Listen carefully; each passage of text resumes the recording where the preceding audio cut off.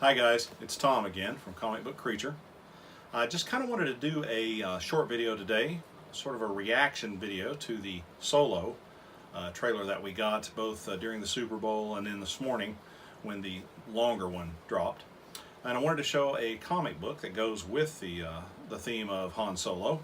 This is the Scholastic Reading Club Variant Edition cover #1. This was only available through the Scholastic Reading Club. And so I was able to buy it because I'm a school teacher and I do book orders with kids. And so there it was, and it's a nice looking cover. I actually think this art of Han Solo looks a little bit like the new actor that's portraying him. So I don't know what you guys think, but there's that. So I'm going to lay that over here. And now, on to the trailer itself. I kind of have mixed feelings about it. At first, when I first saw it, I saw a lot of things that I did like. It's going to be shot well, I guarantee you that. It's going to be a beautiful film. But I'm not real sure how I feel entirely about the whole thing. Now, just to qualify that for a few minutes, I'm an old guy, so I was around during 1977 when the first one came out. And frankly, Star Wars is probably what propelled me on the path to being a geek to begin with. And I went to college after that, and I became a movie connoisseur and really enjoy films, as you can see.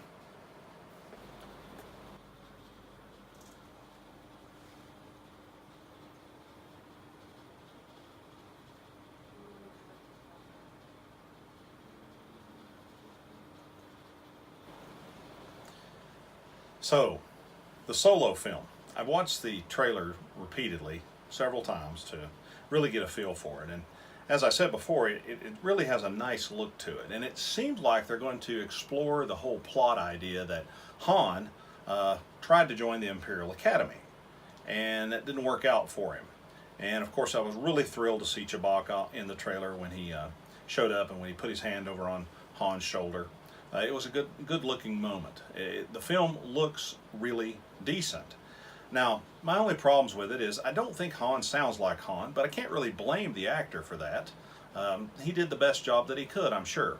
I guess I was a little bit spoiled because if you remember the reboots of the Star Trek films, my favorite character in Star Trek was DeForest Kelley's portrayal of Bones. Well, the actor that they got to do Bones in the new films was just fantastic. He was so spot on that I was kind of maybe expecting that in the Solo film. But I'll get over that. As long as they deliver a good plot and an exciting story, then I'm going to be fine with it. All of us remember how we weren't sure what Rogue One was going to be like too, and then it came out, and all of us watched it with I was stunned when I saw that film. Every fan that I know of that's serious about it really loves Rogue One. I understand that some people didn't like The Force Awakens. I did. I realized it was a reboot. And that didn't really bother me too much. And some people have had some issues with The Last Jedi. I enjoyed it. I had some issues too, but nothing that kept me from enjoying it in the film. With Rogue One, though, everybody seemed to be happy. And so I'm kind of trying to reserve any kind of judgment until I actually see the film itself. And I think the community should probably do that as a whole. All the community of Star Wars fans out there, instead of just getting all worked up and proclaiming that it's going to be terrible before it even gets into the theater, I think we should just wait and see what happens. Now, if it's bad, I'm going to hit it with some criticism. But if it's good, it's going to be a fantastic and pleasant surprise. So, I guess my call to the community out there was just to stay positive. Remember, some of you might not remember because you're too young. Just remember, we went years and years and years with nothing. So now, it's kind of like a Star Wars and a geek renaissance.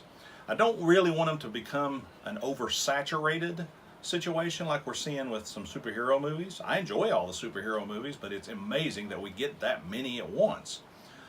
With Star Wars, I don't think that 1 or 2 a year is oversaturation. There's a lot of stories to tell in a galaxy that big. So I'm asking you to reserve your judgment.